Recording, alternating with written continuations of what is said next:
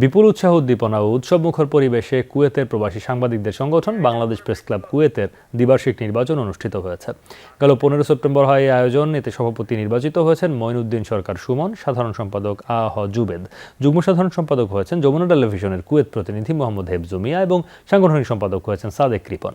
এছাড়া বিভিন্ন পদে নির্বাচিত হয়েছেন আলামিন রানা, মহসিন পারভেজ, নাসরিন আক্তার মৌসুমী, আবু বক্কর পাভেল, সেলিম হাওলাদার, মোশাররফ হোসেন, জিসান মাহমুদ, কাউসার আহমেদ বিহন, শাহ আব্দুল করিম।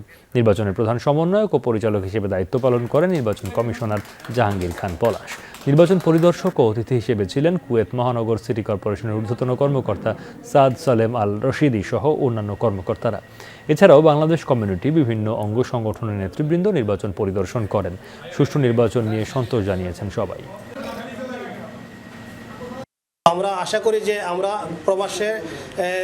প্রবাসীদের সুখ দুঃখ ও সম্ভাবনা সব কিছু তুলে ধরবো এবং আমরা বাংলাদেশ সরকারের দৃষ্টিগোচর করব। আপনারা সুশৃঙ্খলভাবে অনুষ্ঠানটা সমাপ্ত ঘটাইতে পেরেছি আমরা, এবং আমি নিজে আপনাদের এই ভোট কেন্দ্রে উপস্থিত থেকে সুন্দর একজন নির্বাচন দিতে পেরে আমি নিজেকে খুব গর্ববোধ মনে করছি।